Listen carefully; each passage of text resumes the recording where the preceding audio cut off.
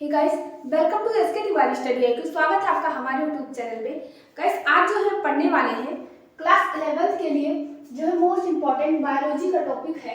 ठीक है, वायरस। जो हम चैप्टर पढ़ रहे थे, बायोलॉजी का सेकंड चैप्टर पढ़ रहे थे, जीवों का वर्गीकरण एवं विषाणु। तो वहाँ पे हमने जीवों का वर्गीकरण जो है कंप्लीट कर लिया है। आज जो है हमारा नया टॉपिक हम पढ़ने वाले हैं विषाणु।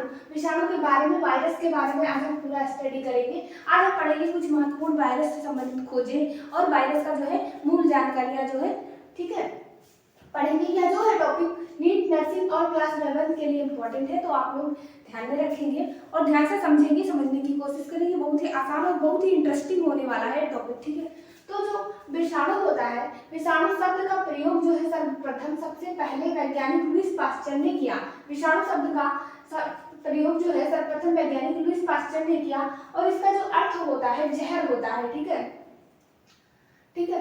विषाणु का जो अर्थ होता है वह जहर होता है। विषाणु जो होता है अत्यधिक सूक्ष्म कण होता है, बहुत छोटा जो है कण होता है और होता क्या है, जो इसका आनुवंशिक पदार्थ जो होता है वह न्यूक्लिक अम्ल होता है। न्यूक्लिक अम्ल होता है या तो डीएनए होगा या फिर आरएनए होगा। जो इसका आनुवंशिक पदार्थ जो होगा वायरस का, या तो डीएनए होगा या तो आरएनए होगा। जो आरएनए होता है, ज्यादातर वायरसेस में आरएनए ही आनुवंशिक पदार्थ होता है, ठीक है, डीएनए नहीं होता है। कम से कम, बहुत कम वायरस में देखने को मिलता है डीएनए आनुवंशिक पदार्थ, ठीक है। विषाणु जो होता है सूक्ष्मदर्शीय अकोशिकीय, ठीक है, सूक्ष्म कण है। सूक्ष्मदर्शीय अकोशिकीय एक प्रकार का कण है, ठीक है, विषाणु। इसका जो उद्भव माना जाता है, इसका उत्पन्न होने का समय माना जाता है तो जीवन के उद्भव के समय जो है, जब जीवन प्रारंभ हुआ, ठीक है, जीवों का जीवन जब प्रारंभ हुआ तब विषाणुओं का भी जन्म हुआ माना जाता है। ऐसा इसका जो है कोई एग्जैक्ट इसका जन्म का टाइम नहीं माना जाता है, ठीक है, नहीं पता है, ज्ञात नहीं है। और जो विषाणु शब्द है, जो विषाणु जो शब्द है लैटिन भाषा का शब्द है, ठीक है।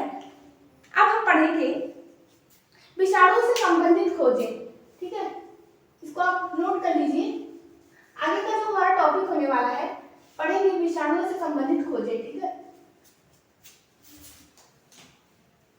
हमारा जो नया टॉपिक है विषाणुओं से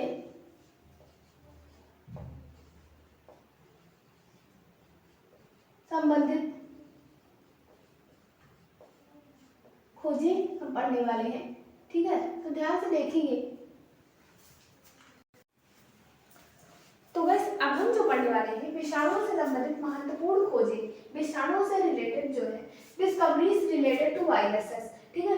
विषाणुओं से संबंधित महत्वपूर्ण खोज के बारे में आज हम पढ़ेंगे कि क्या क्या खोजें हुई विषाणु से संबंधित, विषाणु के संबंध में वैज्ञानिकों ने क्या बताया, ठीक है। तो जो हमारा पहला है कि विषाणु की खोज सर्वप्रथम वैज्ञानिक इवानोवस्की ने सन 1892 में तंबाकू की पत्तियों में की, ठीक है। वैज्ञानिक इवानोवस्की बात करें तो वैज्ञानिक इवानोवस्की ने सन 1892 में तंबाकू की पत्तियों में जो है उसकी पत्तियां काली पड़ जाया करती थी, मुरझा जाया करती थी। एक प्रकार से कहे तो चितेरी रोग, तंबाकू की पत्तियों में जो चितेरी रोग होता था उसका कारक जो था, ठीक है, वही वायरस था, ठीक है। तो उन्होंने उसी रोग में जो है वायरस की खोज की, इवानोवस्की, याद रखेंगे सन, ठीक है। सेकंड है हालैंड के वनस्पति वैज्ञानिक बेंजेरिक ने इवानोवस्की की खोज की पुष्टि की।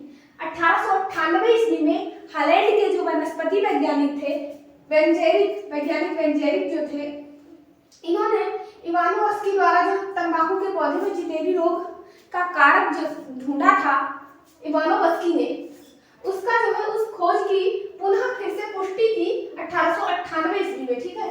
तो थर्ड पॉइंट है कि जीवाणु रहित चितेरी रोग उत्पन्न करने वाले तरल को लुईस पास्चर ने बेंजेरिक ने जीवित तरल संक्रामक कहा है, ठीक है।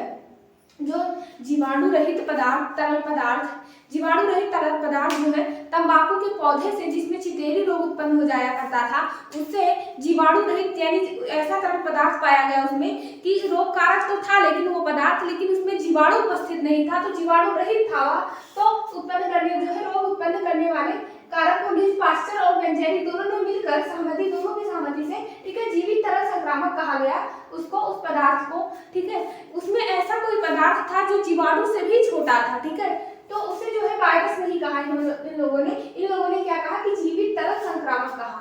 अब बात बात करें, फोर्थ है स्टैनले ने सन 1935 ईस्वी में ज्ञात वायरस का जो ज्ञात किया गया था वायरस यानी मानव बस्ती में जो चितेरी रोग का कारण जो है वायरस को खोजा था उसका जो है क्रिस्टलीकरण कर दिया, यानी वो जो था द्रव के रूप में था उसको क्रिस्टल बनाया वैज्ञानिक स्टैनले ने 1935 में, ठीक है, याद रखेंगे। और इस खोज के लिए स्टैनले को 1946 ईस्वी में नोबेल पुरस्कार दिया गया, ठीक है, याद कर लेंगे।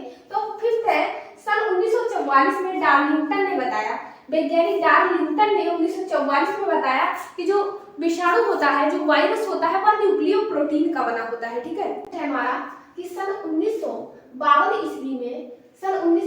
ईस्वी में हर्शे एवं चेस ने, वैज्ञानिक हर्शे एवं चेस ने यह सिद्ध किया कि डीएनए जीवाणु भोजी का आनुवंशिक पदार्थ होता है।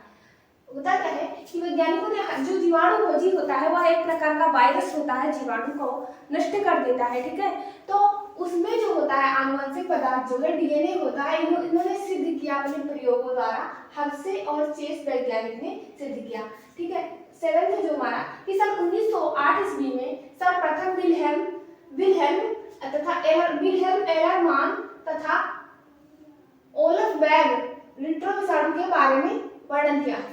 तो वैज्ञानिक आए 1908 ईस्वी में, ठीक है, विल्हेल्म एलरमान तथा ओलफ बैग ने रिट्रो वायरस के बारे में बताया, ठीक है। जो एड्स का वायरस होता है वह रिट्रो वायरस होता है, ठीक है। 8 जो नंबर है हमारा कि मानव प्रतिरक्षा न्यूनता वायरस यानी जो एड्स का रोग का कारक होता है, एड्स रोग का, ठीक है, एक्वायर्ड इम्यूनोडेफिशिएंसी सिंड्रोम जो रोग होता है उसका कारक जो होता है मानव प्रतिरक्षा न्यूनता वायरस यानी एचआईवी होता है, यानी ह्यूमन इम्यूनोडेफिशिएंसी वायरस, ठीक है।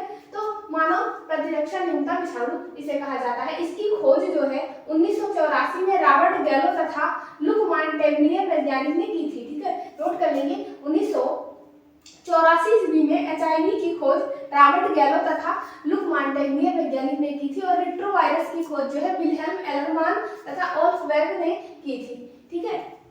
अगर आपको वीडियो अच्छा लगता है तो हमें ज़्यादा से ज़्यादा सपोर्ट करें और हमारे चैनल को सब्सक्राइब करें। Thank you.